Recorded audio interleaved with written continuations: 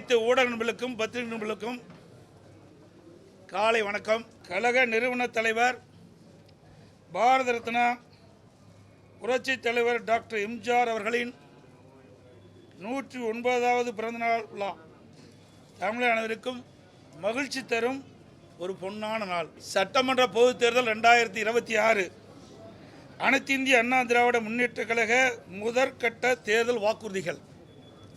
தமிழ்நாட்டின் 17வது சட்டமன்ற பேரவைக்கான பொது தேர்தல் விரைவில் நடைபெற உள்ளதை முன்னிட்டு மக்கள் நலன் ஒன்றை மட்டுமே குறிக்கோளாக கொண்டு செயல்பட்டு வரும் அனைத்து இந்திய அண்ணா திராவிட முன்னேற்ற கழகத்தின் சார்பில் அளிக்கப்படும் முதல் கட்ட தேர்தல் வாக்குறுதிகள்.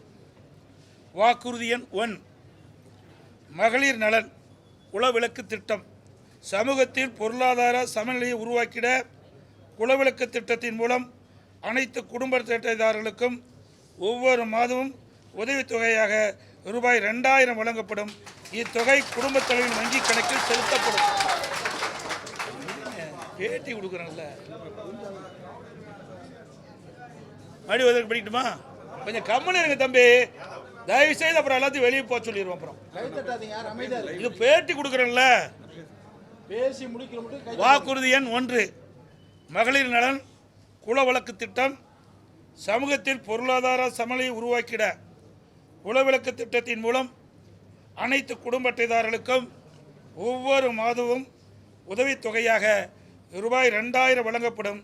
இத்தொகை குடும்ப தலைவியின் வங்கி கணக்கில் செலுத்தப்படும். வாக்குறுதி எண் 2, ஆண்களுக்கும் மகளிருக்கும் கட்டணமில்லா பேருந்து பயண திட்டம். நகர பேருந்துகளில் பயணம் செய்யும் ஆண்களுக்கு கட்டணமில்லா பேருந்து பயண திட்டம் செயல்படுத்தப்படும்.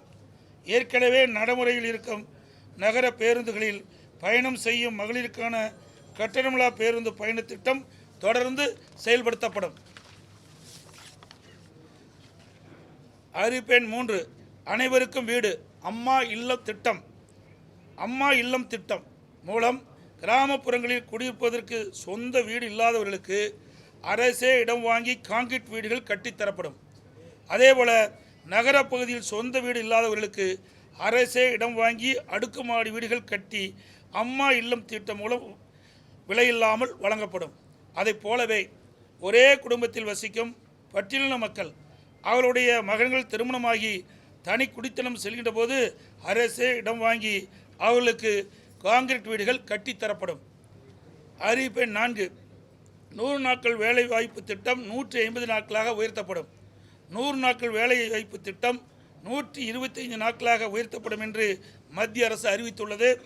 கிராமப்புறங்களின் வளர்ச்சிக்கான இத்திட்டம் 150 நாட்கள் வேலைவாய்ப்பு திட்டமாக உயர்த்தப்படும். அறிவிப்பெண் 5, அம்மா இருசக்கர வாகனம் வழங்கும் திட்டம். மகளிருக்கு ரூபாய் 25,000 மானியத்துடன் 5 லட்சம் மகளிருக்கு அம்மா இருசக்கர வாகனங்கள் வழங்கப்படும். தேர்தல் அறிக்கை தயாரிக்கும் குழு மண்டல வாரியாக பலதரப்பட்ட மக்களை நேரில் சந்தித்து அவர்களின் கோரிக்கை மனுக்களை பெற்றுள்ளனர். இப்பணி நிறைவடைந்ததும் அனைத்து இந்திய அண்ணா திராவிட முன்னேற்ற கழகத்தின் சார்பாக குழு தயாரிக்கப்பட்ட அறிக்கையை அறிவிப்புகளாக வெளியிடப்படும் என்று மகிழ்ச்சியுடன் தெரிவித்துக் கொள்கிறேன்.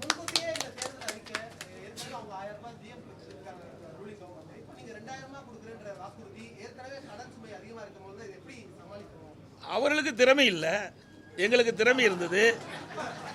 நாங்கள் ஆட்சி செய்கின்ற பொழுது 5,18,000 கோடி தான் கடன் இருந்தது. எந்த சூழ்நிலை? ஒரு ஆண்டு கொரோனா காலத்தில் கூட அரசுக்கு வரி வருவாய் இல்லாத நேரத்தில் கூட கொரோனாவுக்கு 40,000 கோடி செலவு செய்தோம். நாங்கள் திறமையாக நிதி கையாண்டு நிதி சுமை இல்லாமல் நிதி சுமை குறைவாக இருக்கின்ற சூழ்நிலை நாங்கள் உருவாக்கி தந்திருக்கிறோம். ஆனால் திராவிட முன்னேற்ற கழக அரசு பொறுப்பேற்ற பிறகு இந்த நிதி மேலாண்மை அமைப்பை ஏற்படுத்தி நிபுணர் குழு அமைக்கப்பட்டு அந்த நிபுணர் குழு மூலமாக கடன் குறைக்கப்படும், வருவாய் உயர்த்தப்படும் சொன்னாங்க. ஆனால் அதுக்கு நேர்மாறாக நிபுணர் குழு அமைக்கப்பட்டபோது கடன் தான் அதிகரிச்சிருக்குது. சுமார் இந்த ஆட்சி முடிகின்ற தருவாயில் 5.5 லட்சம் கோடி கடன் இருக்கின்ற ஒரு சூழ்நிலை ஏற்பட்டுள்ளது.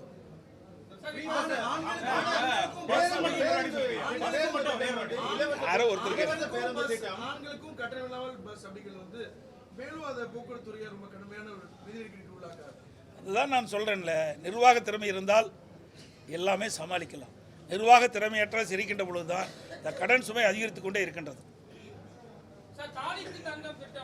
அதையெல்லாம் இன்னும் அதாவது 2ஆம் கட்ட தேர்தலுக்கு முழுமையாக வெளியிடுகின்ற பொழுது இன்னும் பல அறிவிப்புகள் வெளியிடப்படும். இப்போ எங்களுடைய தேர்தல் அறிக்கை தயாரிக்க குழு ஒவ்வொரு மண்டலமாக போயிட்டுருக்குறாங்க, மக்கள்கிட்ட மனு வாங்கிட்டு இருக்கிறாங்க. இப்போ இன்னும் கோயம்புத்தூர் மண்டலத்துக்கு போகலை. அங்கே போய் பலதரப்பட்ட மக்களையும் சந்தித்து அவருடைய கருத்துக்களை விண்ணப்பம் மூலமாக பெற்று அதையெல்லாம் சேகரித்து அந்த அறிக்கையாக தயாரிக்கப்பட்டு அது ஆய்வு செய்யப்பட்டு அதை அடிப்படையில் மக்கள் என்னென்ன நினைக்கின்றார்களோ அதை எங்களுடைய தேர்தல் அறிக்கையில் இடம்பெறும். அனைத்து கூட